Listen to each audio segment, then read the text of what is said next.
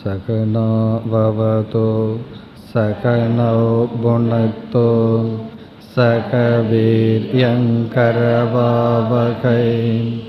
தேஜஸ்வினாவதீதமஸ்து மா வித்விஷாவகைஹி. ஓம் சாந்தி சாந்தி சாந்தி. இன்று நாம் விசாரத்திற்கு எடுத்துக்கொள்கின்ற தலைப்பு ஈஸ்வர விசாரக. ஈஸ்வரன் என்ற தலைப்பில் கருத்துக்களை பார்க்க ஆரம்பிக்கின்றோம். ஜீவனை பற்றி நாம் விசாரம் செய்கையில் ஜீவக என்ற சொல்லில் இரண்டு அம்சங்கள் இருப்பதாக பார்த்தோம். சேதன தத்துவம், அச்சேதன தத்துவம்.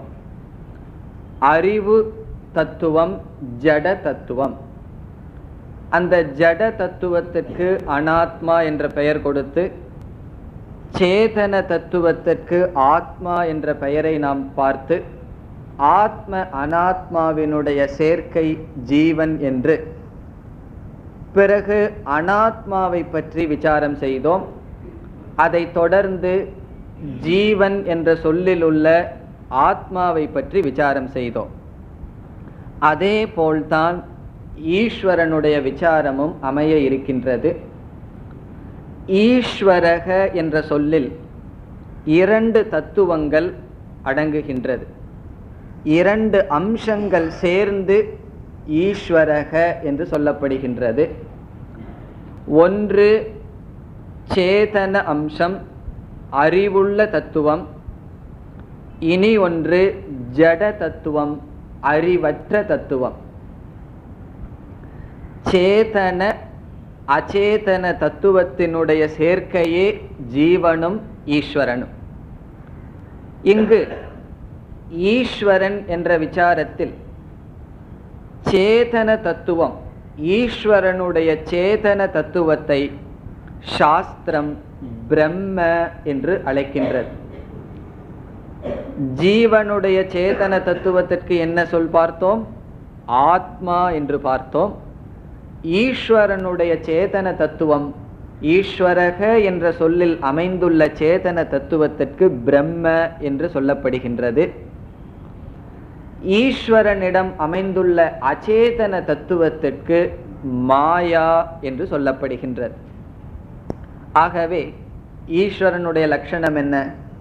பிரம்ம மாயா, இதனுடைய சேர்க்கை ஈஸ்வரன். அறிவுள்ள பிரம்ம தத்துவம், ஜடமான மாயா தத்துவம் இரண்டும் சேர்ந்தால் ஈஸ்வரக என்ற சொல் சித்திக்கின்றது. ஜீவனை பற்றி நாம் எப்படி விசாரம் செய்தோம்? இவ்விதம் பிரித்துவிட்டு, சேதன அச்சேதனம் என்று பிரித்துவிட்டு முதலில் அச்சேதன தத்துவத்தை விசாரம் செய்தோம். அதே போல் இங்கு ஈஸ்வரனுடைய அச்சேதன தத்துவத்திற்கு மாயா என்று பெயர். அந்த மாயையை பற்றி முதலில் விசாரம் செய்வோம். ஈஸ்வரக என்ற சொல்லில் அமைந்துள்ள ஜட தத்துவம் மாயா. அந்த மாயையை பற்றி விசாரம் செய்து பிறகு பிரம்ம தத்துவத்திற்கு செல்வோம். இப்பொழுது மாயையினுடைய லட்சணம். இந்த மாயை சமஸ்கிருதத்தில் கூறினால் மாயா, தமிழ்ல தான் மாயைன்னு சொல்றோம். சீதா சீதைன்னு சொல்றது போல நம்ம தமிழ்ல சொல்லும்போது மாயைன்னு சொல்றோம். சமஸ்கிருத சொல் மாயா. இந்த மாயா மூன்று குணங்களுடன் கூடியதாக உள்ளது. மாயையினுடைய முதல் லட்சணம் திரிகுணாத்மிகா. மூன்று குணங்களினுடைய சேர்க்கைதான் இந்த மாயை, அல்லது இந்த மாயையிடம் மூன்று குணங்கள் இருக்கின்றது. இதனுடைய முதல் லட்சணம் திரிகுண ஆத்மிகா. ஆத்மிகா என்றால் தன்மை, சொரூபம். திரிகுணம் என்றால் மூன்று குணங்களினுடைய சொரூபமாக இருக்கின்றது. அந்த மூன்று குணங்கள் சத்துவ குணம், ரஜோகுணம், தமோகுணம். சத்துவ, ரஜஸ், தமஸ் என்ற 3 குணங்களினுடைய சேர்க்கை இந்த மாயையினுடைய சொரூபம். இரண்டாவதாக இந்த மாயைக்கு இனியொரு பெயர் காரண பிரபஞ்சம். இந்த மாயையை காரண பிரபஞ்சம் என்று அழைக்கலாம். இங்கு நான் லட்சணம் மட்டும் கூறுகின்றேன். இதனுடைய விளக்கத்தை நாம் விரைவில் இன்றே பார்க்க இருக்கின்றோம். முதல் 3 குணங்களுடன் கூடியது சத்துவம், ரஜஸ், தமஸ் என்று. இரண்டாவது இந்த மாயைக்கு இனியொரு பெயர் காரண பிரபஞ்சம். இதை காரண பிரபஞ்சம் என்று கூறுவதற்கு காரணம், இந்த மாயையிலிருந்துதான் இந்த பிரபஞ்சமானது தோன்றுகிறது. காரண சரீரத்திற்கு ஏன் காரண சரீரம்னு பெயர் வந்தது என்று பார்த்தோம். சூக்ஷ்ம ஸ்தூல சரீரத்திற்கு காரணமாக இருந்ததனால் அதற்கு காரண சரீரம். இந்த மாயைக்கு காரண பிரபஞ்சம் என்று சொல்வதற்கு காரணம், சூக்ஷ்ம ஸ்தூல பிரபஞ்சத்திற்கு காரணமாக அமைவதனால் இந்த மாயையை காரண பிரபஞ்சம் என்று கூறுகின்றோம். காரண சரீரத்துக்கு லட்சணம் சொல்லும் பொழுது சரீரத்வயஸ்ய காரண மாத்திரம்னு பார்த்தோம். இங்கு பிரபஞ்சத்வயஸ்ய காரணம். ஆகவே காரண பிரபஞ்சம். இந்த மாயையில் 3 குணங்கள் இருக்கின்றது.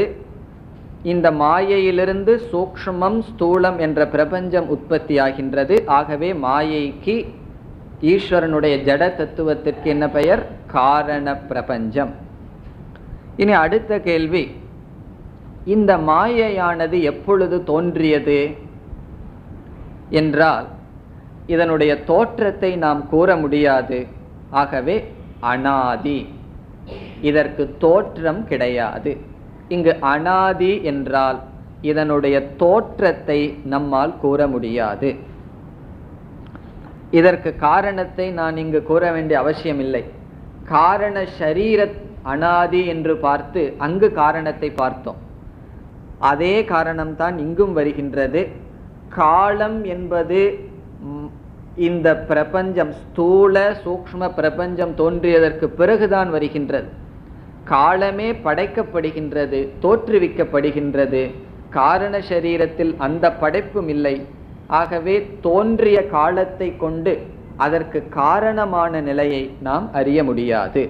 அனாதி. அதற்கு அடுத்தது, அதுதான் மாயையினுடைய முக்கியமான ஞாபகம் வைத்துக் கொள்ள வேண்டிய லட்சணம். இந்த மாயையானது பிரம்மத்தை சார்ந்து இருக்கின்றது. இது கடைசி லட்சணம். சமஸ்கிருதத்தில் கூறினால் பிரம்ம ஆஸ்ரயா. பிரம்ம ஆஸ்ரயா என்றால் இந்த மாயை பிரம்மத்தை சார்ந்து அதனுடைய இருப்புக்கு வழிவகுக்கின்றது. பிரம்மத்தை விடுத்து சுதந்திரமாக அது இருக்காது. பிரம்மாஸ்ரயா சத்வரஜஸ் தமோ குணாத்மிகா மாயா அஸ்தி என்று தத்துவபோதத்தில் வருகின்றது. அந்த பிரம்ம ஆஸ்ரயம் என்பதை நாம் கவனமாக புரிந்து கொள்ள வேண்டும். பிரம்ம ஆஸ்ரயம் என்றால் அந்த சேதன தத்துவத்தை சார்ந்து இந்த மாயையானது இருக்கின்றது. இப்போதைக்கு இந்த 4 லட்சணம் மட்டும் ஞாபகம் வைத்துக் கொள்வோம். முதல் லட்சணம் 3 குணங்களுடன் கூடியது.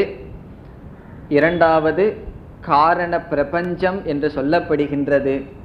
இதற்கு தோற்றம் கிடையாது, பிரம்மத்தை சார்ந்து இருக்கின்றது மாயை. இந்த மாயையை நாம் எப்படி அறிமுகப்படுத்தினோம்? ஜட தத்துவம் என்றுதான் அறிமுகப்படுத்தினோம், அச்சேதனம். ஆகவே இந்த மாயை ஜடஸ்வரூபம். ஜடஸ்வரூபமான மாயை பிரம்மத்தோடு சம்பந்தம் வைக்கும் பொழுது அல்லது பிரம்மத்தோடு சேரும் பொழுது அந்த மாயைக்கு ஒரு அறிவு தோன்றுகின்றது. சேதன தத்துவம் பிரம்மத்திடமிருந்து வந்து அமைகின்றது. மாயை இயற்கையில் ஜடமாக இருக்கின்றது. பிரம்மத்தினுடைய அனுகிரகத்தினால் இந்த மாயைக்கு ஒரு சேதன தத்துவம் வருகின்றது. அந்த சேதன தத்துவத்தை தான் நாம் ஈஸ்வரன் என்று சொல்கின்றோம். ஆகவே மாயையும் பிரம்மமும் சேர்ந்து வருகின்ற தத்துவத்திற்கு ஈஸ்வரக என்று பெயர். ஈஸ்வரன் என்று அழைக்கின்றோம்.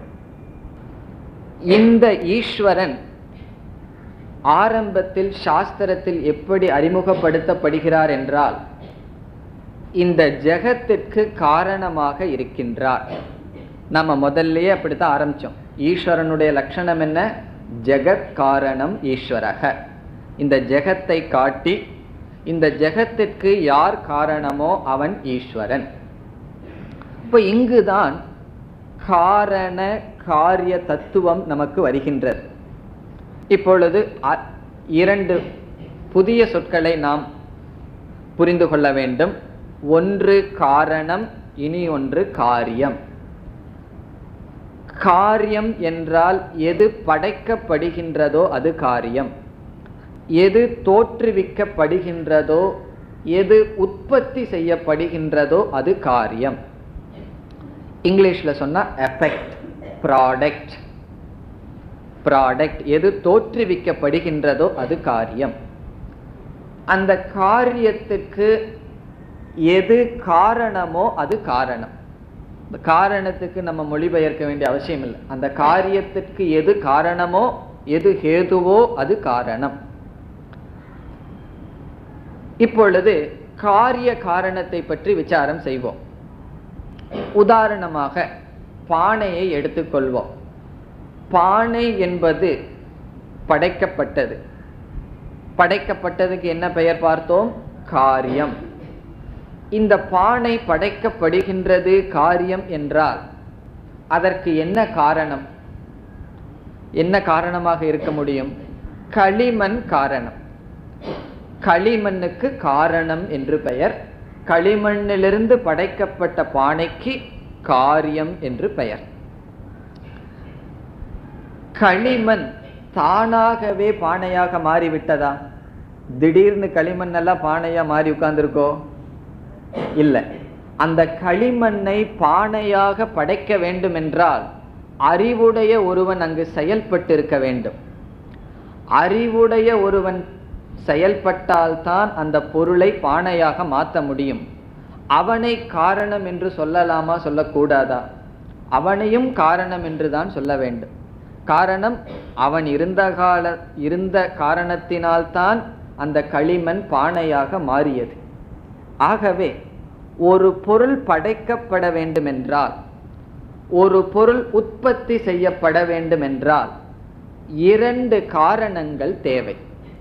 எந்த ஒரு படைக்கப்பட வேண்டுமென்றால் இரண்டு காரணங்கள் தேவை. ஒன்று அந்த பொருளுக்குரிய காரணம், இனி ஒன்று அதை பொருளாக மாற்றுபவன் ஒருவன் தேவை. இதற்கு சமஸ்கிருதத்தில் இரண்டு காரணங்களை இரண்டு வார்த்தைகளால் அழைக்கப்படும். இந்த களிமண்ணுக்கு உபாதான காரணம் என்று சொல்லப்படும். இந்த களிமண்ணை உபாதான காரணம் என்று அழைக்கப்படும். பிறகு இந்த களிமண்ணை பானையாக மாற்றுகின்றானே, அவனுக்கு என்ன பெயர்? நிமித்த காரணம். உபாதான காரணம், அதற்கு ஆங்கிலத்தில் மெட்டீரியல் காஸ். நிமித்த காரணம் எஃபிஷியன்ட் ஆர் இன்டெலிஜென்ட் காஸ் என்று சொல்லப்படும்.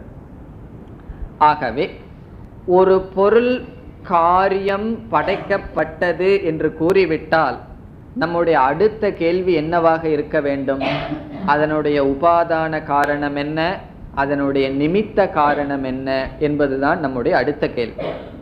இந்த மேஜை படைக்கப்பட்டது, அதனுடைய உபாதான காரணம் மரம், அதனுடைய நிமித்த காரணம் கார்பெண்டர், இதை செய்தவன். இவ்விதம் எந்த ஒரு பொருள் காரியம் படைக்கப்பட்டது என்று கூறிவிட்டால் அடுத்த கேள்வி நம்முடைய மனதில் வர வேண்டியது, அந்த பொருளுக்கு உபாதான காரணம் என்ன, நிமித்த காரணம் என்ன? உபாதான காரணம் என்றால் பொருள் எதனால் அது ஆக்கப்பட்டது, நிமித்த காரணம் எவரால் ஆக்கப்பட்டது. இந்த நிமித்த காரணம்னு வரும்பொழுதே அறிவுடைய ஒருவனால தான் செய்ய முடியும்.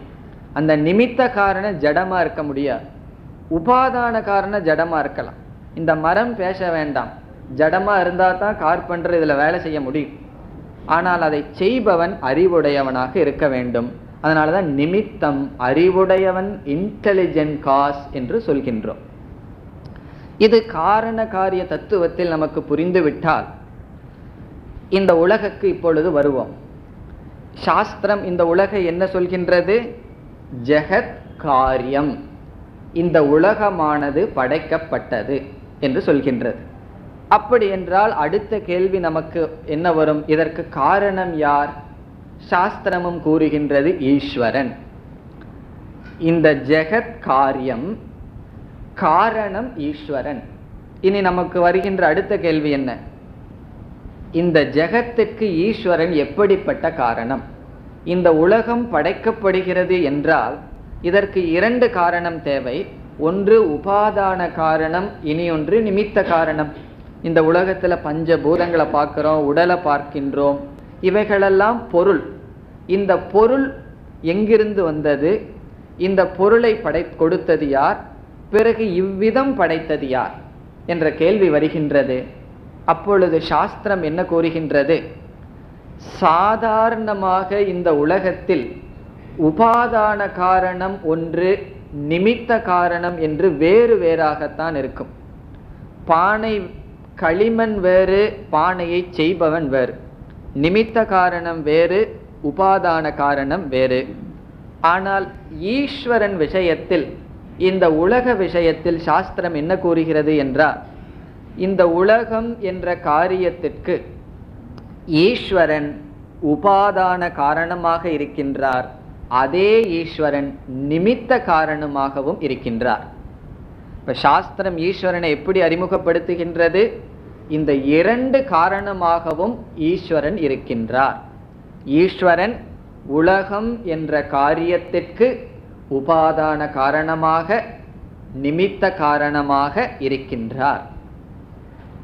நம்ம பார்க்க போற முதல் உபனிஷத்திலேயே சில உதாரணங்களுடன் பார்க்க இருக்கின்றோம். முண்டகோபனிஷத்துல நமக்கு சந்தேகம் வரலாம், எப்படி ஒரு படைப்புக்கு ஒரே ஒரு தத்துவம் உபாதான காரணமாகவும் நிமித்த காரணமாகவும் இருக்க முடியும் என்றால், சாஸ்திரம் கூறுகின்ற உதாரணம், சிலந்தி பூச்சியானது தன்னுடைய கூடை கட்டுகின்றது, தன்னுடைய வலையை அது எங்கிருந்து எடுக்கின்றது? தன்னிடமிருந்தே எடுக்கின்றது. அதை யார் அதை அவ்விதம் அமைக்கிறார்கள்? தானே அமைக்கின்றது. எப்படி சிலந்தி பூச்சி தன்னுடைய வலைக்கு தானே உபாதான காரணம், தானே நிமித்த காரணம், அதுபோல் ஈஸ்வரனானவன் இந்த பிரபஞ்சத்திற்கு, இந்த சிருஷ்டிக்கு தானே உபாதான காரணம், தானே நிமித்த காரணம். இப்ப ஈஸ்வரன் யார்? இந்த பிரபஞ்சத்திற்கு காரணமானவர். இந்த பிரபஞ்சத்திற்கு எப்படிப்பட்ட காரணம்? உபாதான காரணம், நிமித்த காரணம். ஈஸ்வரனுடைய தத்துவம் என்னவென்று பார்த்தோம். ஈஸ்வரன் என்ற சொல்லில் மாயையும் பிரம்மமும் சேர்ந்த தத்துவம். மாயை ஜடம் என்று பார்த்தோம், மூன்று குணங்களை உடையது என்று பார்த்தோம். இந்த ஈஸ்வரன் எப்பொழுது உபாதான காரணமாகிறார் என்றால், ஈஸ்வரனை மாயையோடு பார்த்து ஈஸ்வரனுடைய மாயா அம்சத்தில் ஈஸ்வரன் உபாதான காரணம் ஆகிறார். ஈஸ்வரன் இரண்டு தத்துவத்தினுடைய சேர்க்கை ஈஸ்வரன். உதாரணமாக ஜீவன் என்ற சொல்லில் நாம் என்ன பார்த்தோம்? இந்த மூன்று ஷரீரமும் ஆத்மாவும் சேர்ந்த சொல் ஜீவன். அதே போல மாயையும் பிரம்ம தத்துவமும் சேர்ந்தது ஈஸ்வரன். அந்த ஈஸ்வரன்கிட்ட இப்ப என்ன இருக்கு?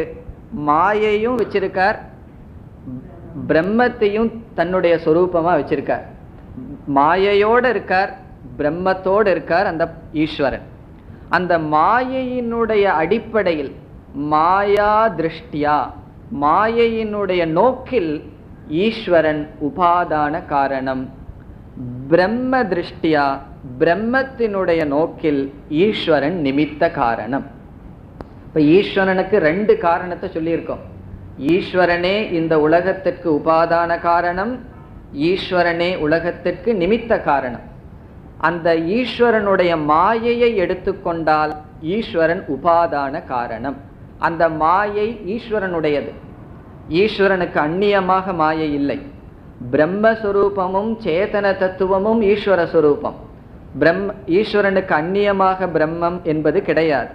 ஆகவே இந்த பிரம்மத்தை ஈஸ்வரனை இரண்டு கோணத்தில் பார்த்து இரண்டு காரணமாக நாம் கூறுகின்றோம். இப்ப நாம் எப்படி புரிந்து கொள்ளலாம்? ஈஸ்வரன் என்பவர் பிரம்மஸ்வரூபமாக இருந்து கொண்டு மாயையை உடலாக கொண்டுள்ளார். இவ்விதம் நாம் புரிந்து கொள்ளலாம்.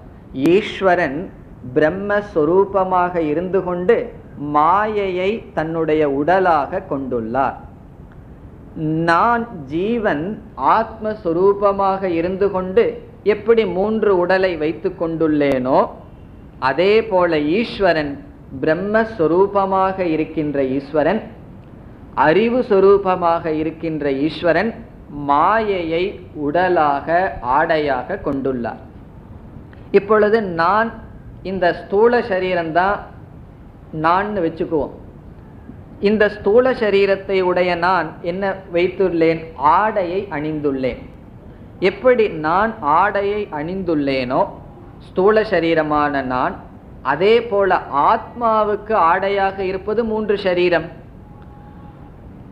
பிரம்மத்துக்கு ஆடையாக இருப்பது, ஈஸ்வரனுக்கு ஆடையாக இருப்பது மாயை. இதை நாம் புரிந்து கொண்டால் ஈஸ்வரன் மாயையோடு சேர்ந்து மாயா சொரூபமாக இருந்து உபாதான காரணமாக இருக்கிறார் என்றால் உபாதான காரணத்தினுடைய சொரூபம் என்ன? மெட்டீரியல் காசினுடைய சொரூபம் என்ன? களிமண்ணினுடைய சொரூபம் என்ன? இந்த களிமண்ணே பானையாக பரிணமிக்கின்றது, மாறுகின்றது. பாலே தயிராக மாறுகின்றது. இப்போ உபாதான காரணமே காரியமாக மாறுகின்றது. இப்போ ஈஸ்வரன் மாயா சொரூபமாக இருக்கின்ற ஈஸ்வரன் இந்த பிரபஞ்சமாக மாறுகிறார் என்றால் என்ன பொருள்? மாயையிடமிருந்து சிருஷ்டியானது தோன்றுகிறது. இந்த உலகம் எப்படி வருகின்றது? ஈஸ்வரனுடைய மாயா தத்துவத்திலிருந்து இந்த உலகமானது தோன்றுகிறது. இப்பொழுதுதான் சிருஷ்டி என்ற தத்துவம் வருகின்றது. அதனாலதான் நம்ம விசாரத்துல சிருஷ்டியை தனியா பார்க்கல, ஜீவ விசாரக ஈஸ்வர விசாரகன்னு பார்த்தோம். அந்த ஈஸ்வர விசாரத்துக்குள்ளேயே சிருஷ்டி எப்பொழுது வருகின்றது? ஈஸ்வரன் காரணம். எப்படிப்பட்ட காரணம்? உபாதான காரணம், மெட்டீரியல் காஸ். அந்த உபாதான காரணம் என்றால் மாயா திருஷ்டியா, ஈஸ்வரனுடைய மாயா அம்சத்தை எடுத்து பார்த்தால் ஈஸ்வரன் உபாதான காரணம். ஆகவே அந்த மாயையிலிருந்து பிரபஞ்சம் தோன்றுகிறது. மாயையிலிருந்து பிரபஞ்ச உற்பத்தியானது ஏற்படுகிறது. இப்பொழுது நாம் என்ன பார்க்க வேண்டும்? எப்படி இந்த பிரபஞ்சம் தோன்றுகின்றது? இப்ப நம்மளுடைய அடுத்த டாபிக் சிருஷ்டி. இந்த சிருஷ்டிக்கும் ஈஸ்வரனுக்குள்ள சம்பந்தம் நமக்கு புரிந்திருக்க வேண்டும். சிருஷ்டிக்கும் ஈஸ்வரனுக்குள்ள சம்பந்தம் என்ன? சிருஷ்டிக்க வேண்டுமென்றால் உபாதான காரணம், நிமித்த காரணம் தேவை. ஈஸ்வரனுடைய உடல் மாயை என்றால் ஈஸ்வரன் தன்னுடைய மாயை, தன்னுடைய உடலை விரிவுபடுத்துகின்றார், வெளிப்படுத்துகின்றார். இப்ப ஈஸ்வரனுடைய வெளிப்பாடு தான் இந்த சிருஷ்டி. இதையெல்லாம் கீதையில நம்ம நல்லா படிச்சிருப்போம். 10வது அத்தியாயத்துல விபூதி யோகத்துல பகவான் என்ன சொல்றார்? எல்லாமே என்னுடைய வெளிப்பாடுன்னு சொல்றார். காரணம், ஈஸ்வரன் தன்னுடைய உடலான மாயையை வெளிப்படுத்துவதுதான் இந்த பிரபஞ்சத்தினுடைய சிருஷ்டி. ஆகவே இப்பொழுது சிருஷ்டி எப்படி தோன்றியது என்று சுருக்கமாக பார்ப்போம். எப்படி படைக்கப்படுகின்றது என்பதுதான் நம்முடைய இப்பொழுது அடுத்த விசாரம். இந்த சிருஷ்டி எங்கிருந்து வருகின்றது? ஈஸ்வரனுடைய மாயா அம்சத்திலிருந்து வருகின்றது. அந்த வரி நமக்கு ஞாபகத்தில் இருந்தா தான் தொடர முடியும். ஈஸ்வரனுடைய மாயா அம்சத்திலிருந்து இந்த பிரபஞ்ச சிருஷ்டியானது வருகின்றது. இப்ப நம்ம ஒரு கற்பனை பண்ணுவோம், இந்த பிரபஞ்சமே கிடையாது, நம்மளுடைய சரீரம் கிடையாது, ஒண்ணுமே இல்லை, காரண அவஸ்தையில மட்டும் இருக்கிறோம்னு வச்சுக்குவோம். அந்த நிலையிலிருந்து சிருஷ்டியானது தோன்ற வேண்டும். இந்த மாயையினுடைய லட்சணத்துல என்ன பார்த்தோம்? முதல்ல என்ன பார்த்தோம்? இந்த மாயையானது 3 குணங்களை உடையது என்று பார்த்தோம். சத்துவகுணம், ரஜோகுணம், தமோகுணம். இந்த 3 குணங்களினுடைய சொரூபம் மாயை. இந்த 3 குணங்கள் மாயை உடையதாக இருப்பதனால் இந்த மாயையிலிருந்து இந்த சிருஷ்டியானது தோன்றுகிறது. இப்ப மாயைக்குள்ள 3 குணம் இருக்குன்னு வச்சுக்குவோம். மாயையிலிருந்து தோன்றிய பொருள்லையும் அந்த 3 குணம் இருக்குமா இருக்காதா? தங்கத்திலிருந்து நகைகள் செய்கிறோம்னு சொன்னா அந்த நகையில தங்கம் இருக்க வேண்டுமா இருக்கக்கூடாதா? இருந்துதான் ஆகணும். அதே தங்கம் இருக்குங்கிற நம்பிக்கையில தான் தங்கத்தை கொடுத்து நகையா மாத்துறோம். ஆகவே காரணத்தினுடைய சொரூபம் காரியத்தில் இருக்கும். காரண பிரபஞ்சம், காரண ரூபமான மாயையில் என்ன இருக்கின்றது? 3 குணங்கள் இருக்கின்றது. அந்த 3 குணங்கள் உடைய மாயை இப்பொழுது சிருஷ்டி செய்ய வேண்டும். இந்த மாயை முதலில் எப்படி சிருஷ்டிக்கின்றது என்றால், சாஸ்திரம் கூறுகின்றது, இப்பொழுதுதான் சிருஷ்டியை நம்ம ஆரம்பிக்க போறோம். நம்மன்னா ஈஸ்வரன் ஆரம்பிக்கிறார். எப்படி ஆரம்பிக்கின்றார்? தன்னுடைய காரண சுரூபமான மாயையை வைத்துக்கொண்டு முதல்ல ஆகாசத்தை படைக்கிறார்.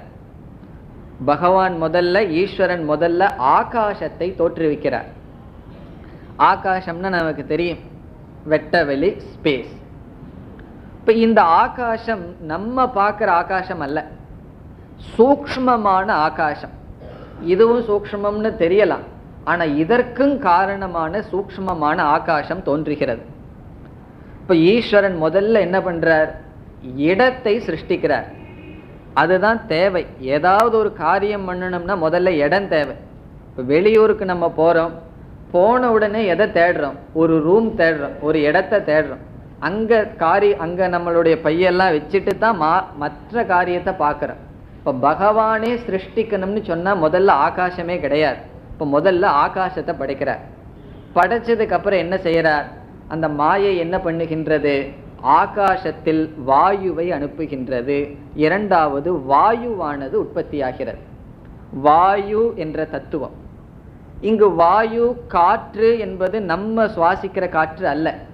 இதற்கும் காரணமான சூக்ஷ்மமான வாயு தத்துவம் தோன்றுகிறது. ஆகாஷாத் வாயுகு. பிறகு வாயுவிலிருந்து என்ன வருகின்றது? அக்னி, நெருப்பு என்ற தத்துவம் மூன்றாவதாக தோன்றுகிறது. முதலில் ஆகாசம், இரண்டாவது வாயு, மூன்றாவது நெருப்பு, நான்காவது நீர், தண்ணீர் என்ற தத்துவம் தோன்றுகின்றது.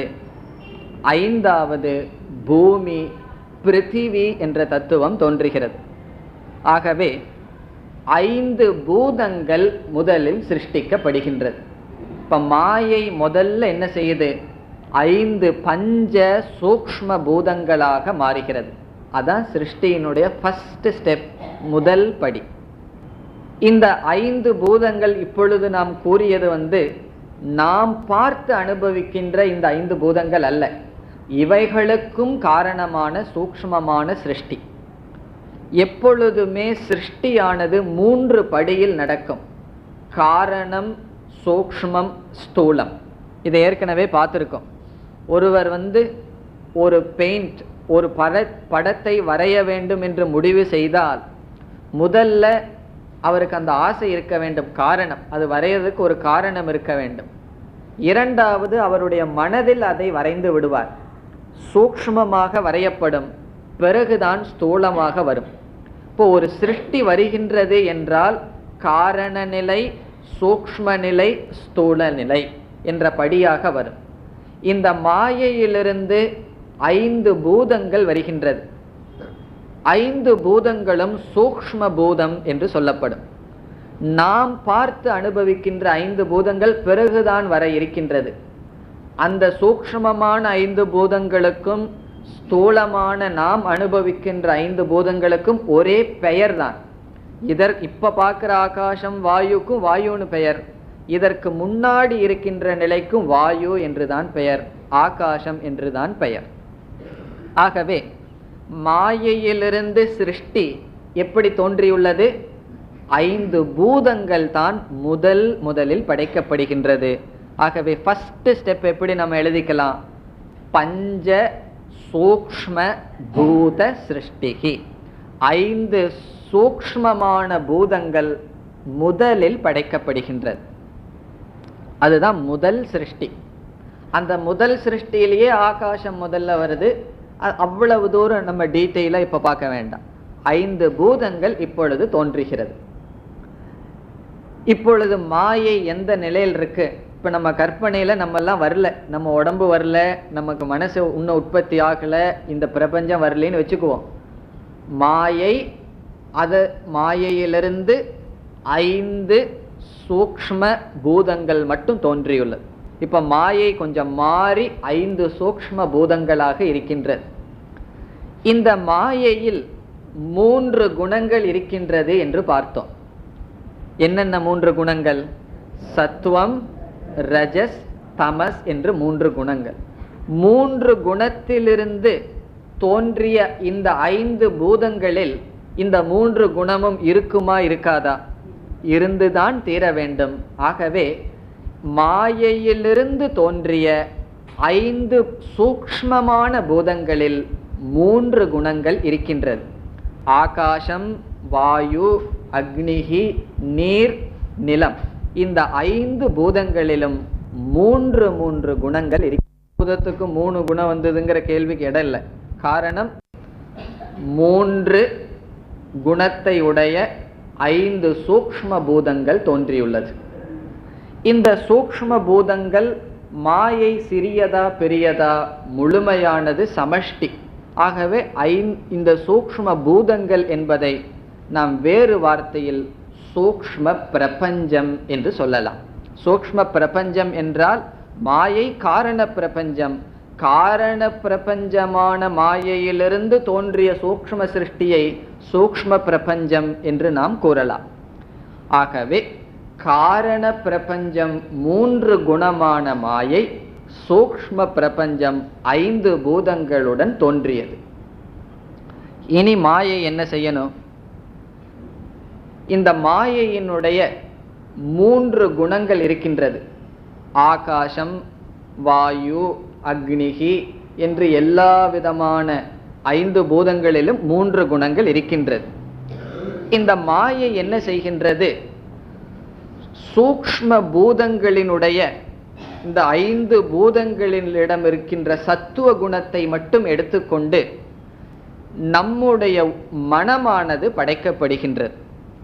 அதாவது ஜீவராசிகளினுடைய மனமும் ஞானேந்திரியங்களும் மாயையினுடைய சத்துவ குணத்திலிருந்து படைக்கப்படுகின்றது.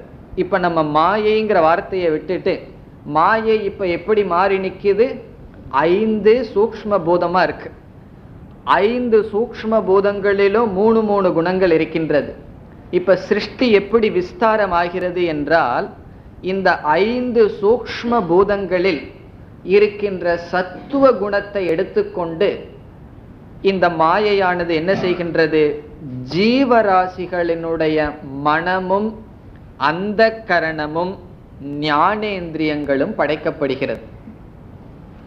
ஜீவராசிகளினுடைய அந்த கரணம்னா உங்களுக்கு தெரியும், அதுல 4 இருக்குன்னு பார்த்தோம். மனம், புத்தி, சித்தம், அகங்காரம். இதையெல்லாம் சேர்ந்து நான் இப்பொழுது மனம்னு சொல்றேன், சுருக்கமாக விளக்குவதற்காக. மனமும் 5 ஞானேந்திரியங்களும் 5 பூதங்களினுடைய சத்துவ அம்சத்திலிருந்து படைக்கப்படுகிறது. இனி இரண்டாவதாக என்ன குணம் இருக்கின்றது? ரஜோகுணம் இருக்கின்றது. 5 பூதங்களில் இருக்கின்ற ரஜோகுணத்தை பயன்படுத்தி எல்லா ஜீவராசிகளுடைய கர்மேந்திரியமும் பிராணனும் படைக்கப்படுகின்றது. பிராண சக்தியும் கர்மேந்திரியமும் படைக்கப்படுகின்றது. எப்படி? ரஜோகுணத்தை எடுத்துக்கொண்டு, 5 பூதங்களினுடைய ரஜோகுணத்தை எடுத்துக்கொண்டு கர்மேந்திரியங்களும் பிராணனும் படைக்கப்படுகின்றது. 5 சூக்ஷ்ம பூதங்கள் தோன்றின.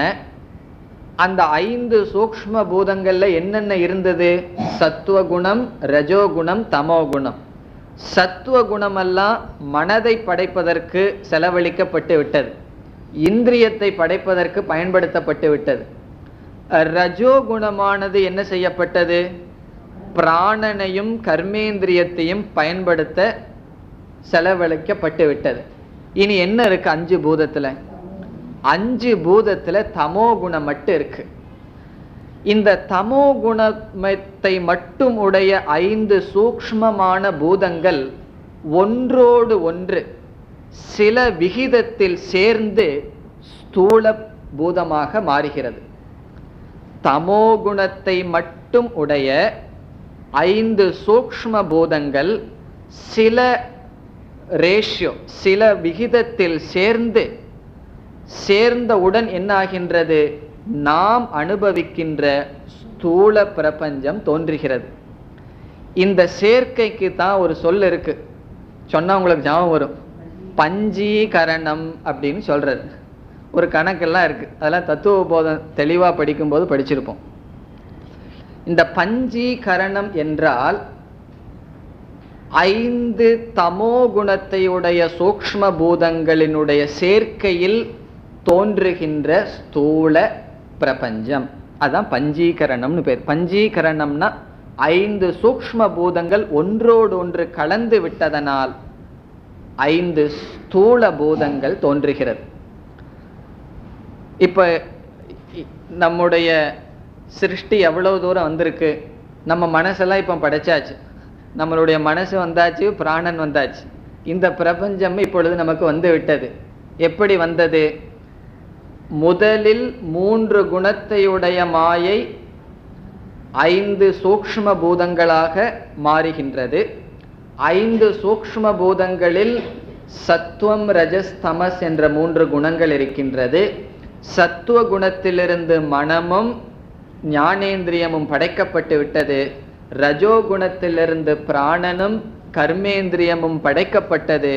தமோ குணத்தில் இருக்கின்ற 5 சூக்ஷ்மமான பூதங்கள் ஒன்றோடு ஒன்று சேர்ந்து நாம் பார்க்கின்ற 5 ஸ்தூல பிரபஞ்சமாக, ஸ்தூல பூதமாக மாறிவிட்டது.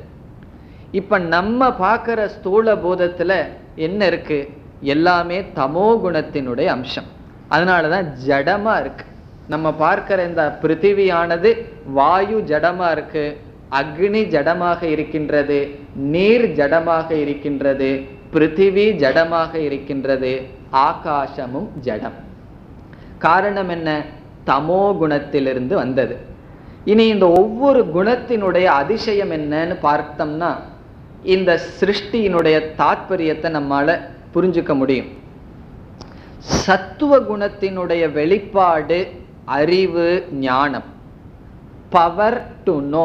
சத்துவத்தினுடைய காரியம் பிரகாசம், ஞானம். ரஜோகுணத்தினுடைய வெளிப்பாடு செயல், ஆக்டிவிட்டிஸ், பவர் டு ஆக்ட், செயல்படும் சக்திக்கு ரஜோகுணம். இதெல்லாம் நம்ம அனுபவத்தில் சொல்றோம். ஒருவர் 1 மணி நேரம் அவர்னால் உட்கார்ந்துருக்க முடியலன்னு என்ன சொல்லுவோம்? அவருக்கு கொஞ்சம் ரஜோகுணம் அதிகம். இல்லை சில சமயம் நமக்கே சொல்லுவோம் நமக்கு ரஜோகுணம் அதிகம். தூக்க ரொம்ப வந்ததுன்னு என்ன சொல்லுவோம்? கொஞ்சம் தமோ குணம் வந்துடுதுன்னு சொல்லுவோம். ஆகவே ரஜோகுணம் எதை குறிக்கின்றது? செயலை குறிக்கின்றது, சக்தியை குறிக்கின்றது. தமோ குணம் ஜடத்தன்மையை குறிக்கின்றது. இப்போ ஜடம், செயல், அறிவு, ஞானம், ஆக்டிவிட்டி, கர்ம, ஜடம். இந்த 3 தான் 3 குணத்தினுடைய லட்சணம். இப்போ நம்மளுடைய மனது எதுல படைக்கப்பட்டது? ஞானேந்திரியங்கள் எதுல படைக்கப்பட்டது? சத்துவத்திலிருந்து படைக்கப்பட்டதனால்தான் மனதில், ஞானேந்திரியங்களில் ஞானம் நமக்கு வருகின்றது. ஞானேந்திரியங்கள்னால நமக்கு ஏன் ஞானம் வருது? மனசுல ஏன் ஞானம் உற்பத்தி ஆகின்றது? மாயையினுடைய சத்துவ குணத்திலிருந்து தோன்றியதனால். பிறகு கர்மேந்திரியங்கள் எல்லாம் ஏன் செயல்பட்டு கொண்டே இருக்கு? பிராணன் இடைவிடாது செயல்பட்டு கொண்டிருக்கின்றது. அந்த பிராணனுக்கு செயல்கிற சக்தி எங்கிருந்து வந்தது? இந்த பிராண சக்தி, கர்மேந்திரியங்கள் என்பது ரஜோகுணத்திலிருந்து வந்ததனால் அது செயல்பட்டு கொண்டிருக்கின்றது. பிறகு நம்முடைய இந்த ஸ்தூல சரீரம் இருக்கே, அது எப்படி வந்தது? பஞ்ச ஸ்தூல பூதங்கள் தமோ குணத்திலிருந்து வந்தது. இந்த ஸ்தூல சரீரம் என்ன? பஞ்ச ஸ்தூல பூதங்களினுடைய ஒரு மாறுபாடு தான். ஆகவே நம்மளுடைய அனாத்மா எப்படி இருக்கின்றது? தமோகுண ரூபமான ஸ்தூல சரீரம், ரஜோகுணத்திலிருந்து படைக்கப்பட்ட பிராணன் கர்மேந்திரியங்கள், சத்துவகுணத்திலிருந்து படைக்கப்பட்ட ஞானேந்திரியங்கள் அந்த கரணம். இப்படித்தான் சிருஷ்டியானது தோன்றுகிறது. இப்ப எப்படி சிருஷ்டியினுடைய படிகள், அதாவது தத்துவபோதத்தினுடைய சாரத்தை இவ்விதம் நாம் பார்க்கின்றோம். தத்துவபோதத்தில் இதே கருத்து சற்று அதிகமாக விளக்கப்பட்டுள்ளது. அதனுடைய மைய கருத்து இதுதான். சிருஷ்டி எப்படி தோன்றியது? மாயை, மாயையில் உள்ள 3 குணம், 3 குணமான மாயை முதலில் சூக்ஷ்ம பிரபஞ்சம், 5 சூக்ஷ்ம பூதங்கள் படைக்கப்படுகின்றது. ஒவ்வொரு பூதத்தில் 3 குணங்கள் இருக்கின்றது. சத்துவகுணம் ஞானேந்திரியம் மனம், ரஜோகுணம் கர்மேந்திரியங்கள் பிராணன், தமோகுணம் சேர்ந்து இந்த பிரபஞ்ச ஸ்தூல பிரபஞ்சமாக மாறுகின்றது. இப்பொழுதுதான் சூக்ஷ்மத்திலிருந்து ஸ்தூல சிருஷ்டியே வருகின்றது. நம்ம பார்க்கிற இந்த 5 பூதங்கள் ஸ்தூல பிரபஞ்சம் தமோ குணத்தில் சேர்ந்து ஸ்தூலமாக வந்து விட்டது. ஸ்தூல பிரபஞ்சத்தினுடைய மாறுபாடுதான் நம்முடைய ஸ்தூல சரீரம். இதுதான் சிருஷ்டியினுடைய கிரமம். சாஸ்திரத்துல படுகின்றது என்பதனுடைய கிரமம். இனி இந்த மாயை தான் அனைத்துமாக மாறியுள்ளது அப்படின்னு பார்த்தோம். இந்த மாயை யாருடையது? யாரை சேர்ந்தது? மாயை யாருடைய சரீரம்? ஈஸ்வரனுடைய சரீரம். மாயை ஈஸ்வரனுடைய சரீரம். மாயை ஈஸ்வரனுடைய சரீரம் என்றால் மாயையிலிருந்து தோன்றியதெல்லாம் யாருடைய சரீரமா இருக்க முடியும்? ஈஸ்வரனுடைய சரீரம். அப்ப இந்த சரீரத்தை என்னுடைய சரீரம்னு சொல்லுவீர்களோ? சொல்ல முடியுமோ? இது என்னுடைய உடம்புன்னு சொல்ல முடியுமா? இது ஈஸ்வரனுடைய சரீரம். இனியொருத்தருடைய உடலை காட்டி இது உங்களுடைய உடல்னு சொல்ல முடியுமோ? சொல்ல முடியாது. எல்லா சரீரமும் ஈஸ்வரனுடைய சரீரம். ஈஸ்வரன் உபாதான காரணம் என்றால் என்ன? ஈஸ்வரனே அனைத்துமாக காட்சியளிக்கின்றார். காரண சொரூபமாக, சூக்ஷ்ம சொரூபமாக, ஸ்தூல சொரூபமாக இருப்பவர் ஈஸ்வரன் தான். இந்த உபாதான காரணத்தினுடைய லட்சணம் என்னவென்றால், நம்ம உபாதான காரணத்திலிருந்து ஒரு பொருள் படைக்கப்பட்டால் அந்த பொருளை கையாளும் பொழுது உபாதான காரணத்தை தான் கையாளுறோம். களிமண்ணிலிருந்து பானை வந்திருக்கு, நான் பானையை பயன்படுத்தி கையாளுகிறேன் என்றால் நான் பானையினுடைய உபாதான காரணத்தை கையாளுகின்றேன். இப்ப ஈஸ்வரன் இந்த உலகத்திற்கு உபாதான காரணம் என்றால் இந்த ஜெகத்தே ஈஸ்வர சொரூபமாக இருக்கின்றார். காரணம் என்ன? ஈஸ்வரனுடைய உடல் மாயை, ஈஸ்வரனுடைய வெளிப்பாடுதான் சூக்ஷ்ம பிரபஞ்சம், ஸ்தூல பிரபஞ்சம். இப்பொழுது ஈஸ்வரனிடமிருந்து இந்த சிருஷ்டியானது இவ்விதம் தோன்றுகிறது.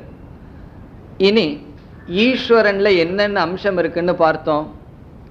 2 அம்சம் சேர்ந்தது ஈஸ்வரன். சேதன தத்துவம், அச்சேதன தத்துவம் இரண்டும் சேர்ந்தது ஈஸ்வரன் பார்த்தோம்.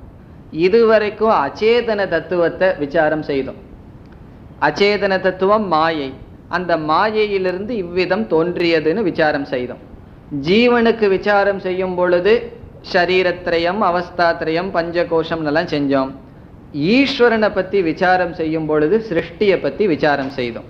ஈஸ்வரனிடமிருந்து இந்த ஜெகத்தானது சூக்ஷ்மம், ஸ்தூலம் 2 படியில் தோன்றியது. இனி ஈஸ்வரனுடைய பிரம்மஸ்வரூபத்துக்கு போவோம்.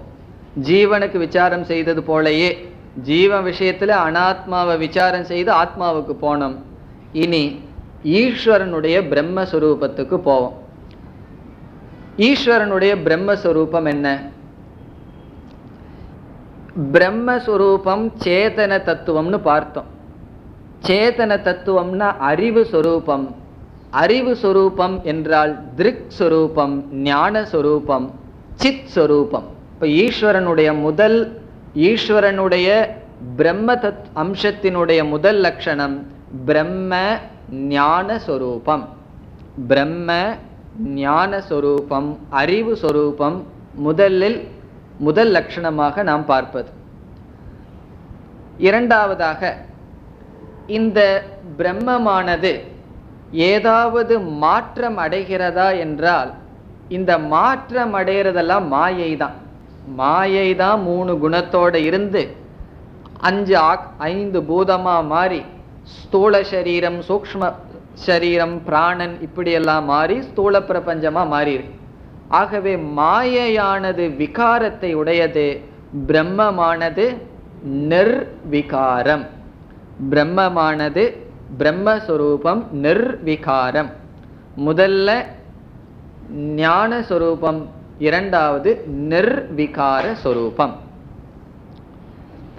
இனி அடுத்ததாக ஒன்று பார்த்தோம். மாயை பிரம்மத்தை சார்ந்து இருக்கின்றது என்று பார்த்தோம். மாயை பிரம்மத்தை சார்ந்து இருக்கிறது என்றால் பிரம்மத்தை என்ன சொல்லலாம்? சுதந்திரமாக இருக்கிறது என்று சொல்லலாம். நான் யாரையாவது சார்ந்து இல்லைன்னா நம்ம என்ன சொல்லிக்கிறோம்? நான் இண்டிபெண்டன்ட், சுதந்திரமா இருக்கேன்னு சொல்றோம். என்னை சார்ந்து ஒன்று இருந்தா அது என்னை சார்ந்து இருக்கிறதுன்னு சொல்றோம். எது சுதந்திரமா இருக்கோ அதனுடைய லட்சணம் சத்தியம். சத்தியத்தினுடைய லட்சணம் எது சுதந்திரமாக ஒன்றையும் சாராமல் இருக்கின்றதோ அது சத்தியம். அதனுடைய லட்சணம் சத்தியம் என்றால் அது எப்பொழுதும் இருப்பது. இப்ப பிரம்மத்தினுடைய லட்சணம் என்ன? சத்தியம், ஞானம். அது ஞானஸ்வரூபம், சத்தியஸ்வரூபம். சத்தியம் என்றால் எப்பொழுதும் இருப்பது.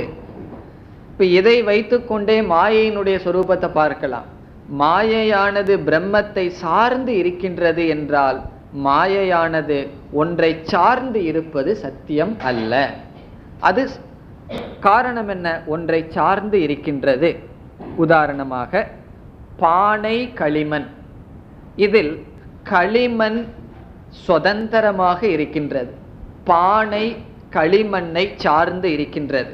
இப்ப பானைங்கிற சொல் களிமண்ணை சார்ந்து இருக்கு. களிமண்ணை எடுத்துட்டோம்னா பானை இல்லை. பானையை எடுத்துட்டோம்னா களிமண் இல்லைன்னு சொல்ல முடியுமா? பானையை உடைக்கிறோன்னு வச்சுக்கோ, களிமண் இருக்கே. இப்ப பானை இல்லாமல் களிமண் இருக்கின்றது, களிமண் இல்லாமல் பானை இல்லை. ஆகவே பானை அசத் அல்லது மித்யா என்று சொல்லப்படும். இந்த மித்யா என்பதை பிறகு நாம் விளக்குவோம். இப்பொழுது அந்த சொல்லை மட்டும் புரிந்து கொள்வோம்.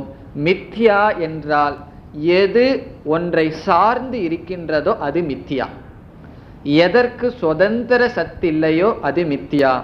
எதற்கு சுதந்திரமான இருப்பு உண்டோ அது சத்தியம். இப்ப பிரம்மத்தினுடைய சொரூபம் என்ன? சத் சொரூபம், ஞான சொரூபம், சத்திய சொரூபம். அதைத்தான் சத்துன்னு சொல்றோம். சத்தியம் அல்லது சத் எல்லாம் ஒன்று. நிர்விகார சொரூபம். இப்படிப்பட்ட பிரம்மமும் இதற்கு நேர் மாறான மாயையும் சேர்ந்துதான் ஈஸ்வரக என்ற சொல் குறிக்கிறது.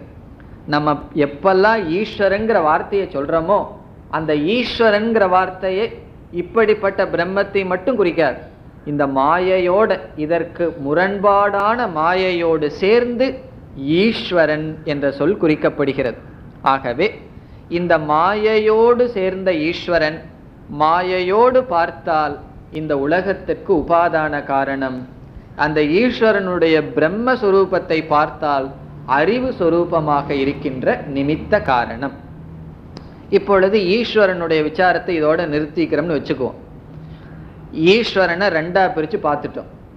ஈஸ்வரனை மாயா, பிரம்ம ரெண்டினுடைய சேர்க்கை ஈஸ்வரன். பிரம்மத்தினுடைய லட்சணத்தை பார்த்துட்டோம், மாயையினுடைய லட்சணத்தை நம்ம பார்த்துட்டோம். இனி நம்ம ஜீவனுடைய விசாரம் பண்ணி வச்சோமே, அங்க போகணும். அங்க போறதுக்குள்ள அந்த ஜீவன் ரெண்டு சேர்ந்துடக்கூடாது.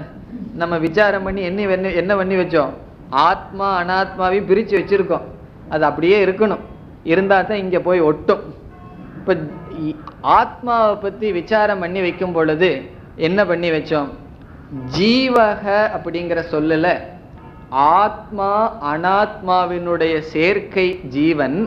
அந்த அனாத்மாங்கிறது சரீரத்திரயம் எல்லாம் பார்த்து கடைசியில் அங்கே ஒரு 4 லட்சணம் பார்த்தோம்.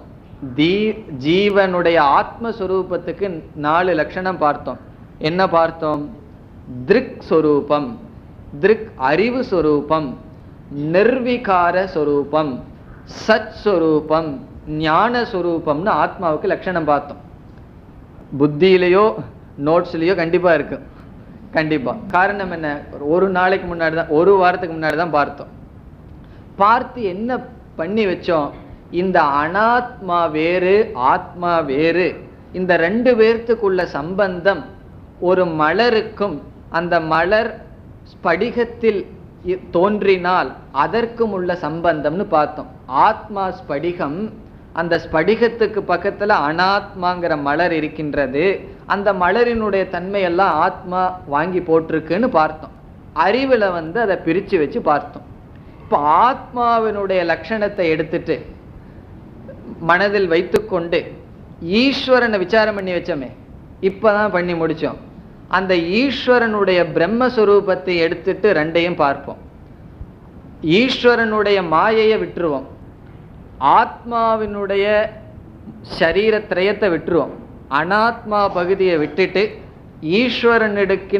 ஈஸ்வரனிடம் இருக்கின்ற மாயையையும் நம்ம விட்டுட்டு ஈஸ்வரனுடைய பிரம்மஸ்வரூபத்தையும் ஆத்மா ஜீவனுடைய ஆத்மஸ்வரூபத்தையும் பார்த்தால் ரெண்டினுடைய லட்சணம் உங்களுக்கு இப்ப டேலி ஆகுதோ? ஆகணும்.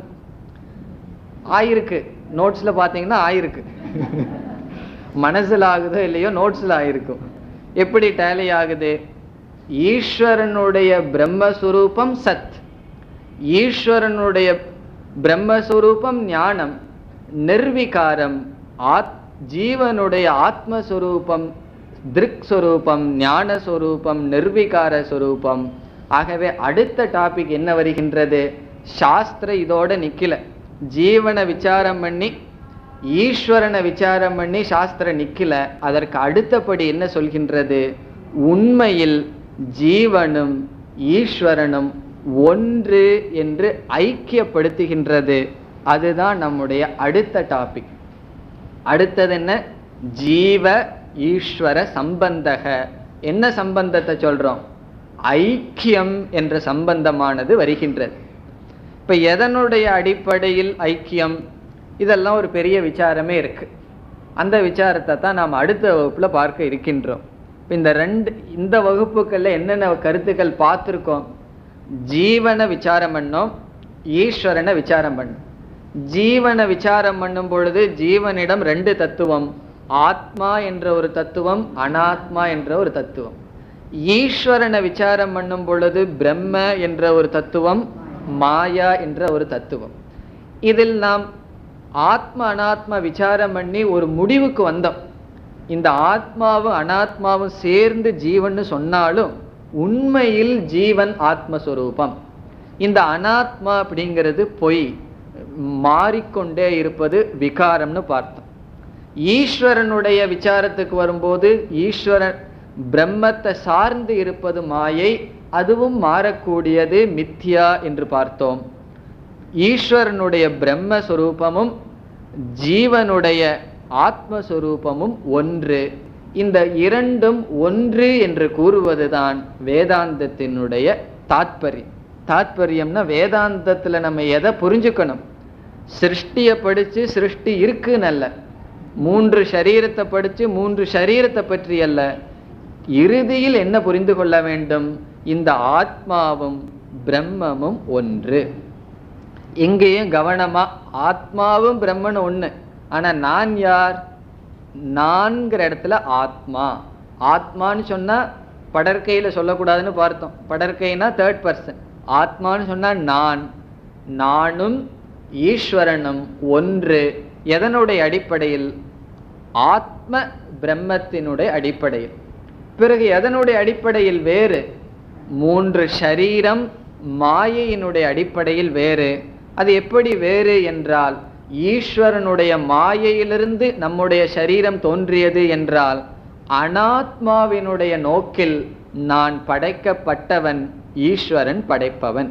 இப்ப ஈஸ்வரன் படைக்கிறார். எதை படைச்சிருக்கார்? இந்த 3 சரீரத்தை படைச்சார். 3 சரீரம் சொல்வதை விட 2 சரீரம் தான் சொல்லணும். காரண சரீரம் படைக்கப்படலையே. என்னுடைய சரீரத்தை படைச்சவர் ஈஸ்வரன். அப்ப அனாத்மாவோட நான் நின்று பார்த்தால் ஈஸ்வரன் எனக்கு காரணமானவர். நான் ஆத்மாவாக இருந்து பார்த்தால் ஈஸ்வரன் எனக்கு காரணமானவர் அல்ல, ஈஸ்வரனும் நானும் ஒன்று. இப்ப ரெண்டு திருஷ்டி இருக்கு. ஜீவன்கிற சொல்லுல என்ன பார்த்தோம்? ஆத்ம அனாத்மா. என்ன நான் ஆத்மாவா புரிஞ்சுட்டா ஈஸ்வரன் பிரம்ம, ஈஸ்வரனும் நானும் ஐக்கியம். என்ன நான் அனாத்மாவாக பார்த்தால் ஈஸ்வரன் எனக்கு காரணமானவர், ஈஸ்வரனிடமிருந்து நான் வந்தேன். அதனாலதான் இந்த புராணிக் ஸ்டோரி சொல்றவங்கள சொல்லுவாங்க, ஆஞ்சநேயர் அப்படி சொன்னாராம், எனக்கு உடல் எண்ணம் இருக்கும் பொழுது ராமன் என்னுடைய தலைவன், நான் அவனுக்கு வேலை செய்பவன். நான் ஆத்மாவாக நினைக்கும் பொழுது நானே ராமன், ராமனே நான் ஆஞ்சநேயர் சொல்வதாக கூறுவார்கள். இதனுடைய தத்துவம் என்ன? திருஷ்டி பேதம், அறிவு பேதம். அறிவோட நம்ம பார்த்தோம் அப்படின்னா ஜீவனும் ஈஸ்வரனும் நானும் ஒன்று. அனாத்மாவோட கலந்து பார்த்தால் ஈஸ்வரன் படைப்பவர், நான் படைக்கப்பட்டவன். இனி சாஸ்திரத்துல எப்படி சம்பந்தப்படுத்துகின்றது, ஜீவ ஈஸ்வரர் ஏன் சம்பந்தப்படுத்த வேண்டும் என்று விசாரம் வருகின்றது. அதை நாம் அடுத்த வகுப்பில் பார்ப்போம். இப்ப அடுத்த வகுப்பில் நம்முடைய விசாரம் ஜீவ ஈஸ்வர சம்பந்த விசாரக. இதுவரைக்கும் ஜீவ விசாரக ஈஸ்வர விசாரக செய்தோம். இனி ஜீவ ஈஸ்வர சம்பந்தத்தை பற்றி விளக்கமாக பார்க்க வேண்டும். அடுத்த வகுப்பில் சிந்திப்போம். ஓம் பூர்ணமத பூர்ணமிதம் பூர்ணாத் பூர்ணமுதச்யதே பூர்ணஸ்ய பூர்ணமாதாய பூர்ணமேவாவசிஷ்யதே. ஓம் சாந்தி சாந்தி சாந்தி.